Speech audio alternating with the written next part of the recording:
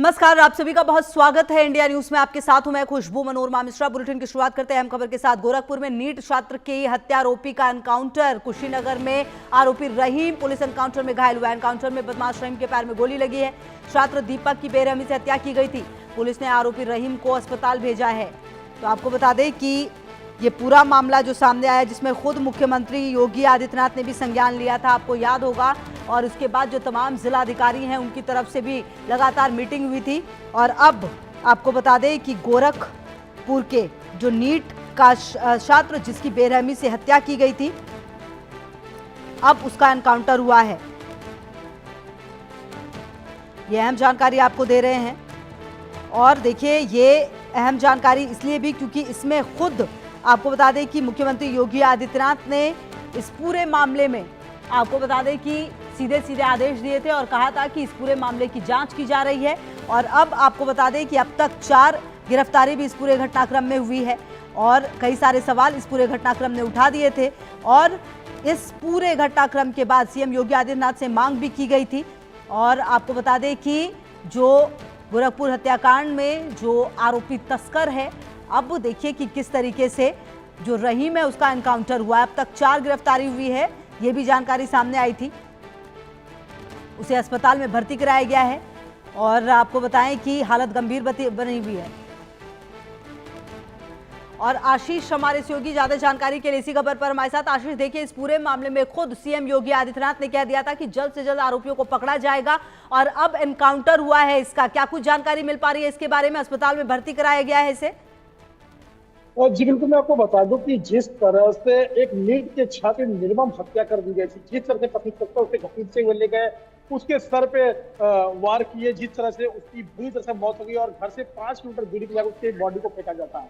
CM योगी ने संज्ञान लिया था, सारे अधिकारी पहुंच गए थे और जिस तरह से एसटीएफ, क्राइम ब्रांच, एसओजी और पुलिस की टीमें लगी हुई थी। कुशीनगर से जो मुख्य आरोपी था, जब पुलिस ने उसे पकड़ने की कोशिश की तो पुलिस ने ताबड़तोड़ से फायरिंग चालू कर दी। पुलिस की जवाबी कार्रवाई, जिसके दोनों पैर में गोली लगी है। फिलहाल इसका उपचार जो है मेडिकल कॉलेज में कराया जा रहा है। लेकिन और भी कौन कौन से सम्मिलित हैं? जो 4 गिरफ्तारियां हुई हैं वो लोग बता रहे हैं, एक लोगों से पूछताछ की जा रही है और वहां पे भी छापेमारी चल रही है जो जो उसमें सम्मिलित है। और जितने भी पति तस्कर आए दिन जो घटनाएं कर रहे हैं, चाहे वो बिहार के गोपालगंज के हो, कुशीनगर के हो, जहां के लिए हर जगह टीमें जा रही हैं। एसटीएफ लेके, क्राइम ब्रांच लेके सारी टीमें जा रही है। यानी ये कहा जा रहा है कि अब पति तस्कर बख्शे नहीं जाएंगे। सीएम योगी के संज्ञान लेने के बाद ADG law and order Amitabh विशेष भी गोरखपुर में मौजूद है। तो ये कहा जा रहा है कि जिस तरह से पशु तस्करों ने निर्मम हत्या कर दी थी, एक एक करके गिरफ्तारियां की जा रही हैं। पहला एनकाउंटर कुशीनगर में आज हुआ। तो आशीष, कुल मिलाकर ये माना जाए कि अभी तो ये शुरुआत है और कहीं ना कहीं जिस तरह से पशु तस्करी का पूरा खेला चल रहा है, कुल मिलाकर ये भी हो सकता है कि आने वाले समय में इसके एक बड़े नेक्सस का खुलासा हो सकता है इस आरोपी के जरिए ही। जी बिल्कुल, मैं आपको बता दूं कि रामपुर के कनेक्शन जोड़े जा रहे हैं। जो भी लोग पशु तस्कर से पशुओं को उठाते हैं, जिनके यहाँ पे कुशीनगर में उन्हें काटा जाता था, और एक्सपोर्ट इंपोर्ट करने वाला जो अभी तक सूत्रों से पता लग रहा है वो रामपुर का है।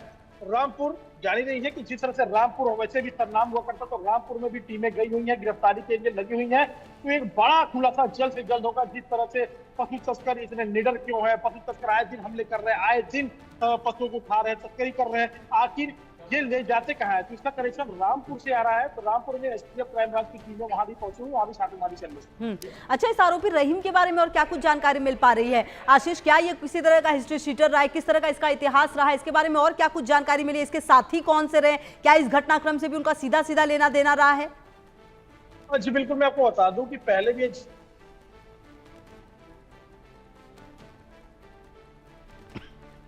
जमानत पे छूट जाते थे,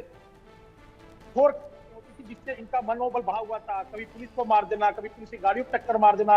अगर कोई विरोध करता था कि भैया हमारे पति को कहाँ लेके जा रहे हो, उनको ताबड़तोड़ पीटना चालू कर देना, ईंटें पत्थर चलाना, गोली चलाना, ये इन लोगों के लिए आम बातें हो गई थी। क्योंकि इतने निडर थे कि पुलिस वाले भी इनको देख के रास्ता छोड़ दिया करते थे।